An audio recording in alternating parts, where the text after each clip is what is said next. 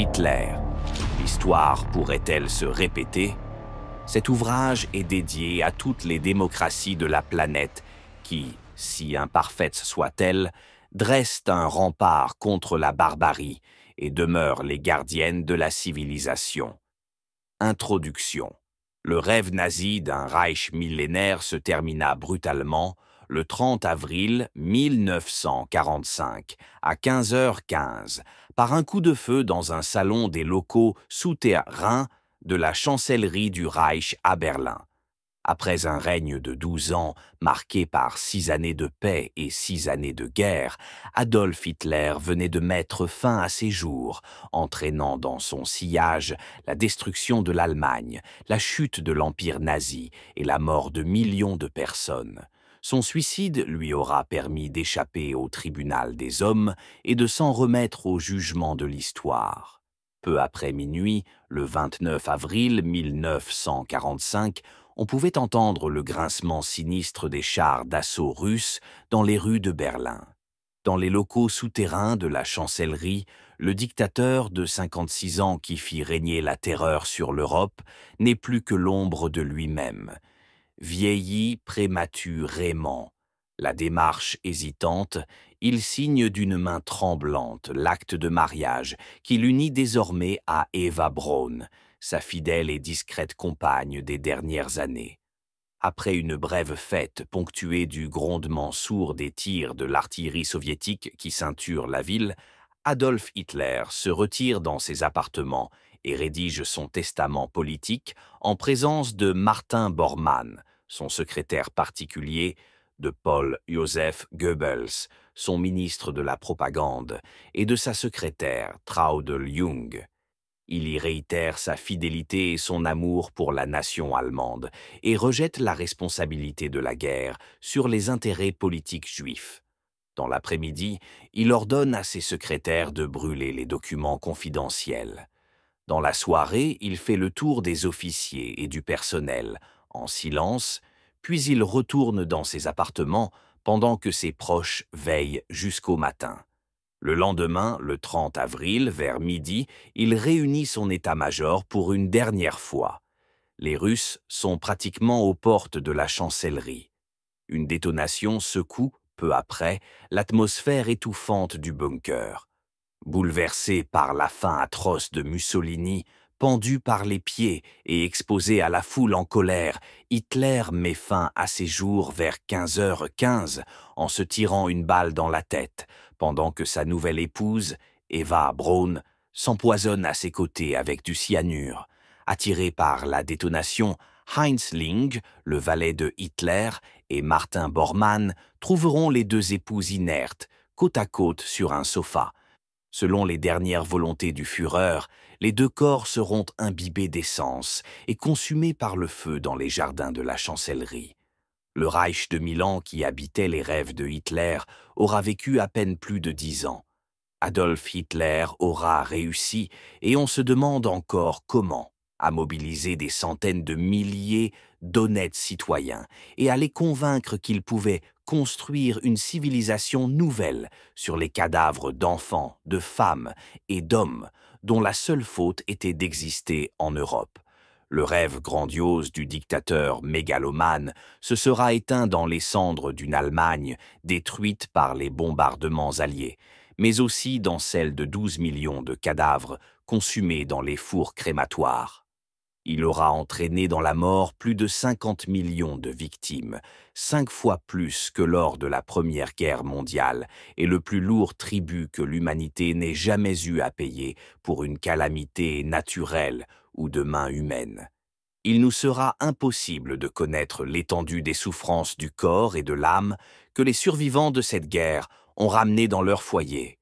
Hitler aura laissé derrière lui une souillure indélébile dans la conscience humaine collective. Pour ceux qui furent les victimes désignées de ce conflit, les Juifs, et les Polonais en particulier, la blessure demeure ouverte et elle stigmatisera probablement la mémoire de la génération suivante. Pour tous ceux qui n'ont rien vécu de ce conflit, la Seconde Guerre mondiale se résumera à quelques images de films de guerre, quelques pages d'un livre d'histoire ou quelques témoignages écoutés distraitement. Pourtant, tous ces gens vivent dans un monde transformé par le passage de Hitler. Sans lui, Israël n'existerait pas. Sans lui, il n'y aurait pas eu la division de l'Allemagne entre l'Est et l'Ouest. Il a amené l'hégémonie de deux superpuissances et hâté l'accession à l'indépendance des colonies d'Europe. Il a détruit l'Allemagne et une partie de l'Europe. Il a déplacé des populations de plus de 30 millions de personnes. Il a culpabilisé des générations d'Allemands et renforcé la solidarité juive. À l'intérieur des pays occupés, il a créé des dissidences et des haines entre les collaborateurs et la résistance. Il a également changé quelque chose en chacun de nous. Il a semé dans la conscience collective un doute angoissant quant à sa capacité à contenir la perversité et la fureur destructrice de l'âme humaine excitée par la haine de ses semblables. S'agissait-il d'une erreur accidentelle de la nature humaine? On ne peut pas considérer les actes de barbarie commis comme étant une déviation collective momentanée ou une sorte d'erreur de parcours dans l'histoire de l'humanité. La perversion préméditée des codes de comportement sociaux dans le cadre d'une théorie fumeuse des lois de la nature, l'acceptation tacite ou la soumission à ce code par des dizaines de millions de personnes, les protocoles de recherche basés sur des expériences médicales scandaleuses effectuées sur des êtres humains par des médecins nazis avec la bénédiction du gouvernement, le développement de méthodes industrielles d'exécution massive rentabilisées par la récupération des restes utiles des victimes, ainsi que la contribution de grandes industries allemandes au projet d'extermination nazi, ne permettent pas de considérer ces événements comme une erreur isolée de la nature humaine et de départager l'humanité entre une poignée de déviants dans un océan d'individus normaux. Cette constatation ramène toujours aux mêmes questions obsédantes. Pourquoi et comment cela a-t-il pu se produire? Si nous avions vécu en Allemagne à cette époque, aurions-nous joué le rôle de bourreaux sadiques, de témoins complaisants, de citoyens aveugles ou d'opposants courageux? Il serait tentant d'attribuer le problème à une caractéristique raciale ou culturelle allemande.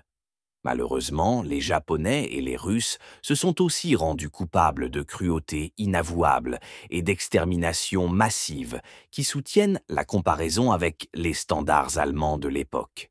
De plus, en Europe, plusieurs pays occupés ont collaboré avec empressement au projet d'extermination des Juifs, allant même jusqu'à mobiliser des ressources humaines pour alimenter les forces des troupes SS. En 1944, 19 des 38 divisions Waffen-SS comptaient des effectifs majoritairement composés d'étrangers de presque tous les pays d'Europe. Enfin, plusieurs Juifs avaient des fonctions de gardiens dans les centres d'extermination et rassuraient leurs compatriotes avec des propos mensongers afin de calmer leurs appréhensions, tandis qu'ils marchaient vers les chambres à gaz.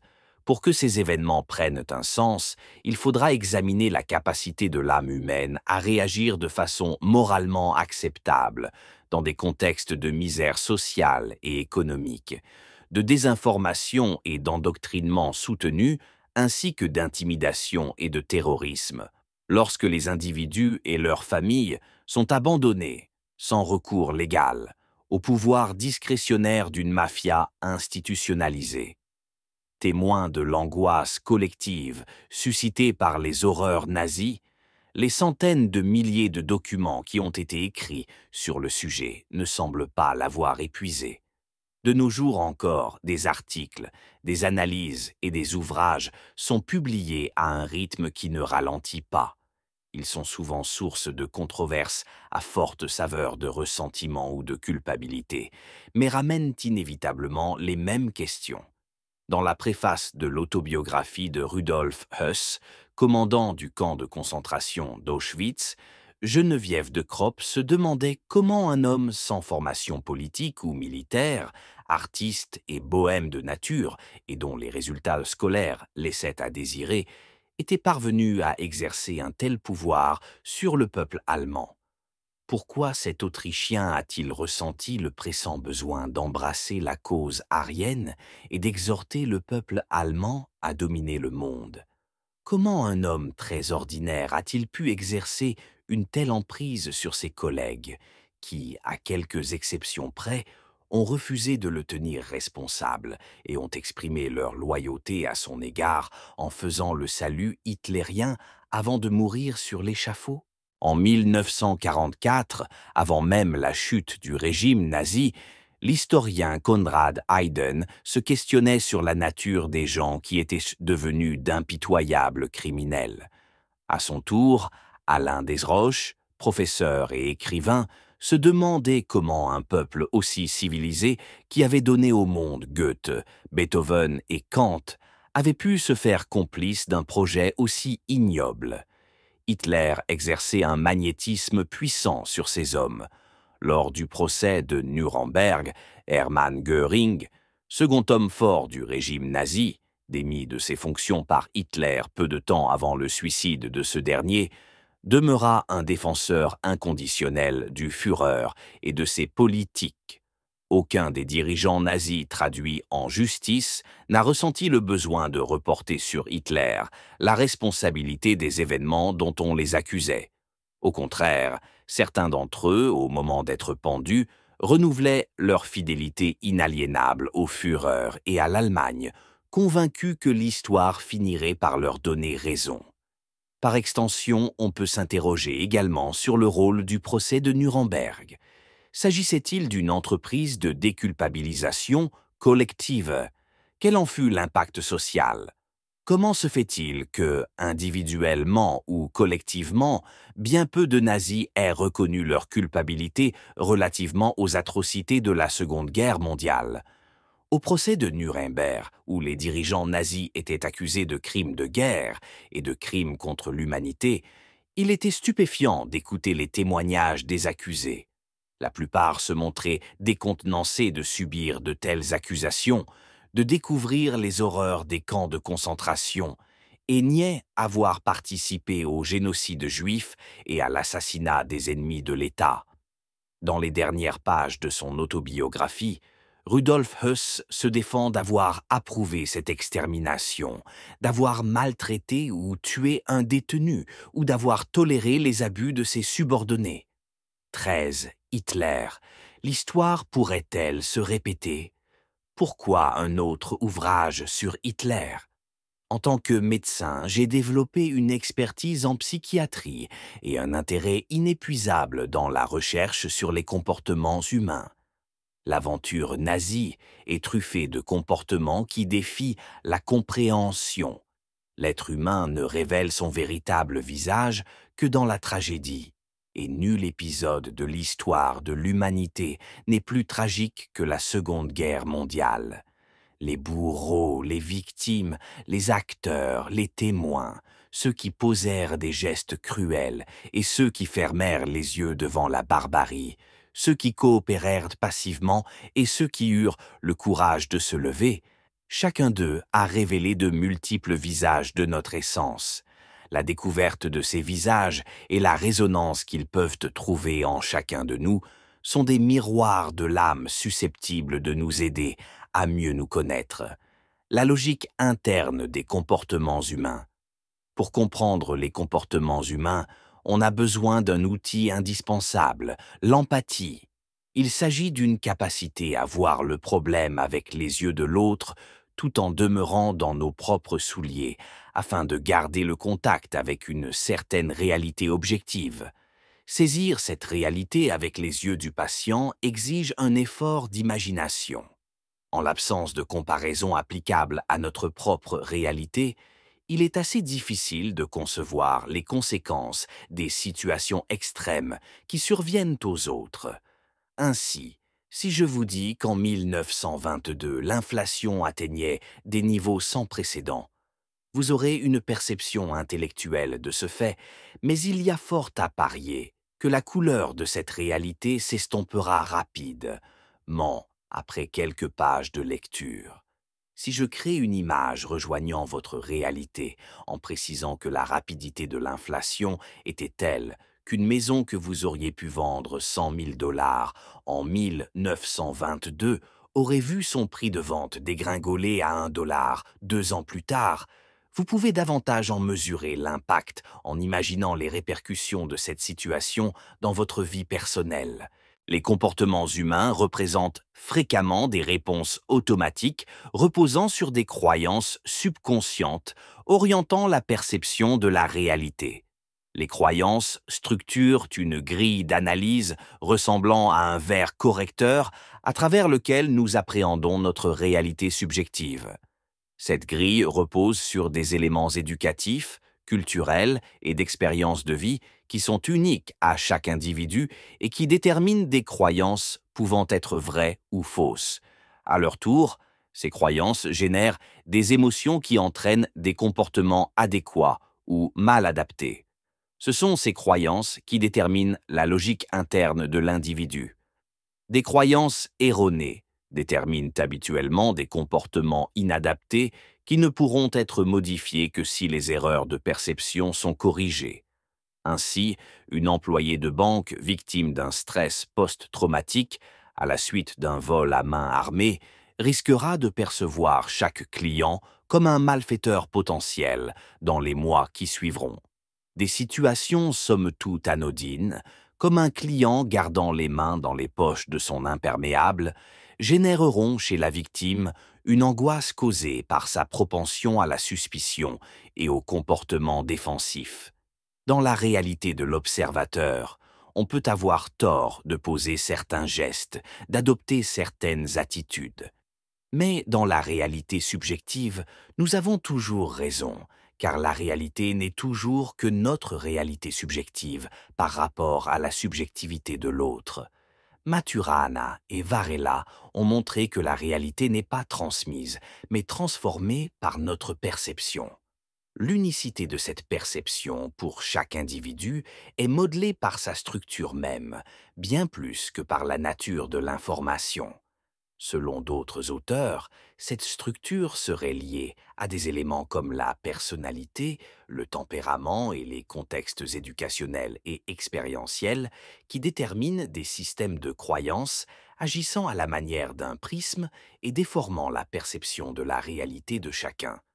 Au fond, la connaissance de ces croyances réelles ou fausses permet de comprendre, au moins en partie, l'origine des comportements et des attitudes autrement inexplicables.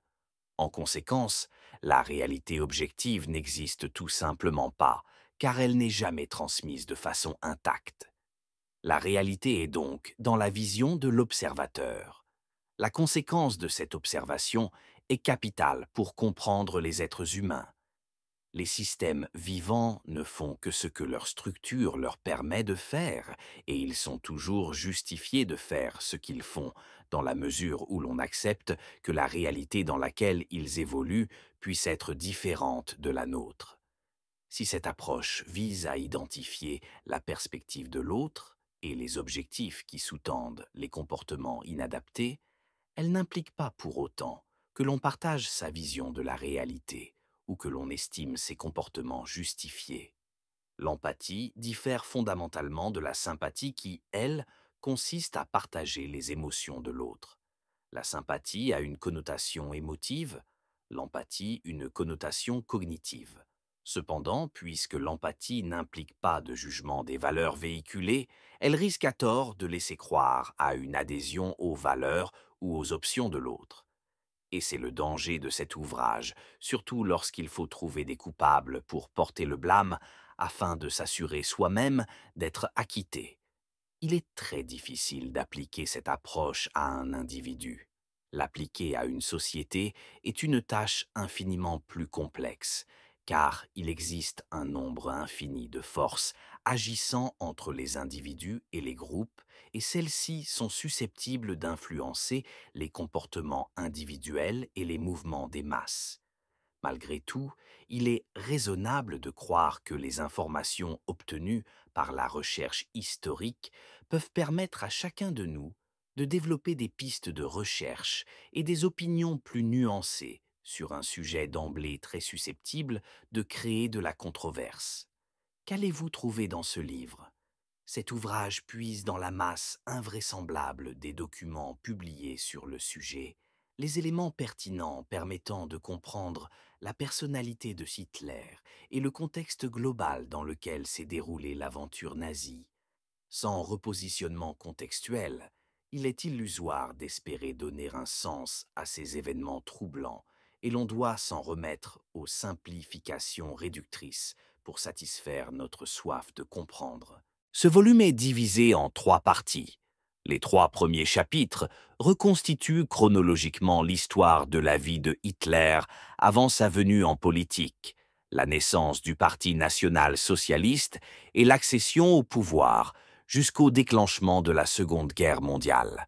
L'élection d'Adolf Hitler à la tête de l'Allemagne, dans le cadre d'une certaine légalité constitutionnelle, représente un symptôme d'une dysfonction sociale qu'on ne saurait comprendre sans une prise de conscience profonde du contexte social, économique et politique dans lequel les événements se sont agencés pour en arriver là. En fait, le nazisme s'est infiltré sournoisement dans la démocratie allemande, exactement comme des cellules cancéreuses qui envahissent silencieusement les organes vitaux et utilisent l'énergie de l'organisme à leur profit, pour ensuite semer l'anarchie et saboter le fonctionnement normal des cellules saines.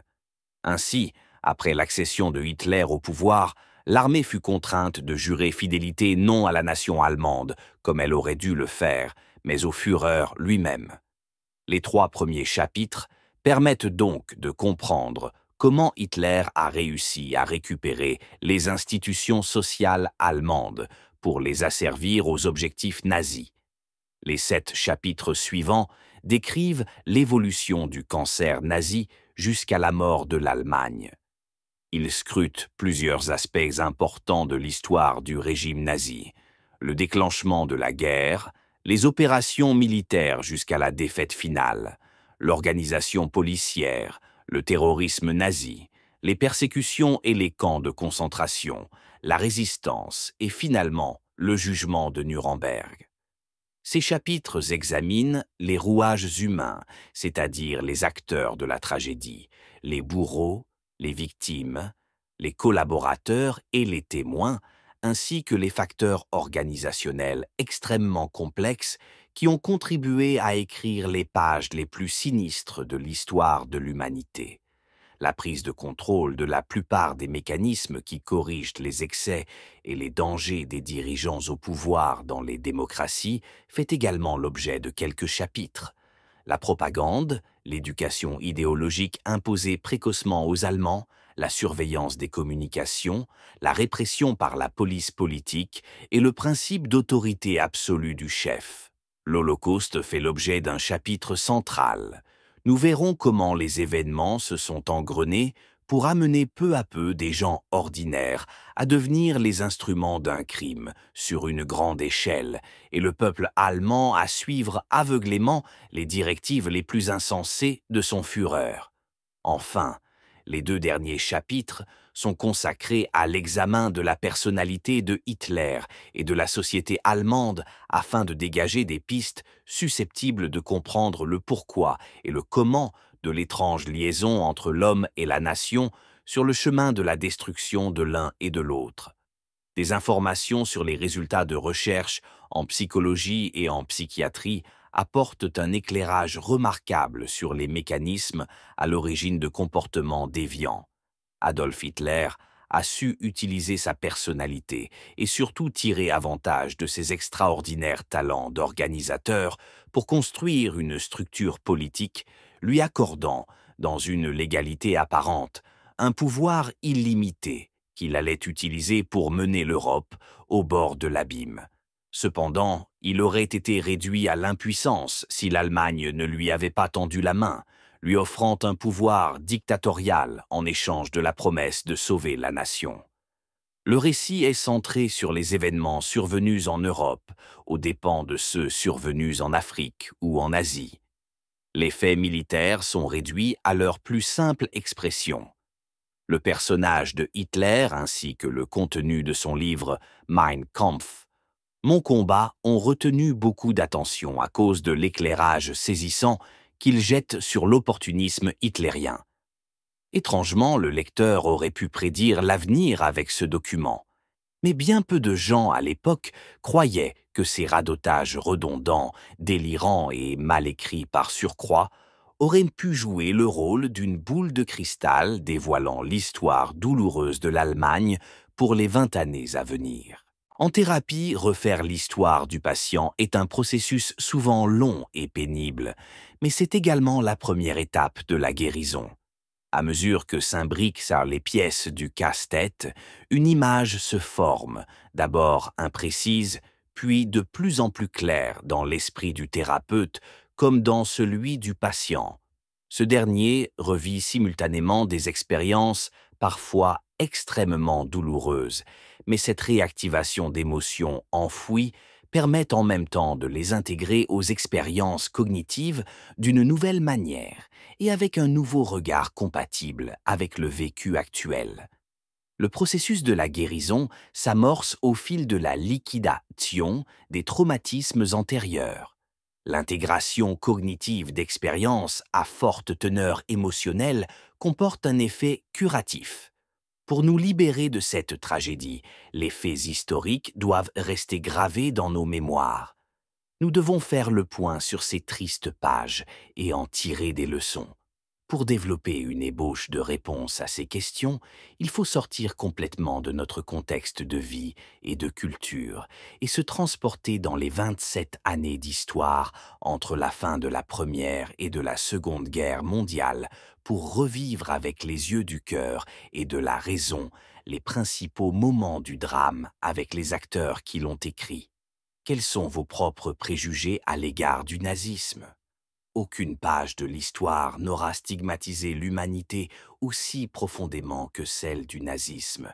Lorsque la dernière victime des camps de concentration s'éteindra, il restera des millions d'hommes et de femmes, descendants des persécuteurs et des persécutés, à porter le destin de leurs parents dans leurs fibres. Près d'eux, une grande partie de l'humanité cherchera à comprendre le pourquoi et le comment de ce dérapage. Les Allemands ne détiennent pas le monopole de la barbarie au XXe siècle. Il est étonnant que l'empereur Hirohito n'ait pas été jugé pour crime de guerre et qu'il ait même continué à gouverner après 1945, compte tenu de la cruauté dont les Japonais firent preuve pendant la guerre. Il n'avait rien à apprendre des SS nazis, les exécutions massives à la baïonnette, le dépeçage des victimes, les vivisections et l'inoculation de poisons mortels faisaient partie des traitements infligés aux prisonniers de guerre. On peut aussi se surprendre de voir l'Union soviétique siéger comme juge au tribunal de Nuremberg après l'assassinat de 20 millions de Russes par Staline, tout juste avant la guerre. On ne compte plus les luttes raciales avec leur cortège d'horreur dans la dernière décade. Si le nazisme incarne le cas type de l'histoire, c'est qu'aucune autre tragédie de la même espèce n'est aussi riche de documents accessibles au grand public. De plus, un très grand nombre d'acteurs de l'époque ont publié leurs mémoires, permettant ainsi d'examiner le problème sous des angles variés.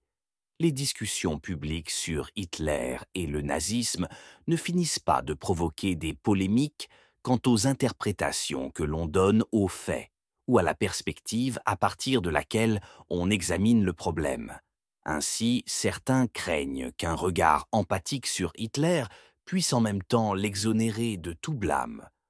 On reproche à ceux qui tentent de recueillir des données objectives de s'en détacher par le fait même et d'expliquer de moins en moins la réalité. Ces dissensions s'expliquent en grande partie par les différences de perspective pouvant être regroupées selon les 4 phases associées de la gestion du deuil.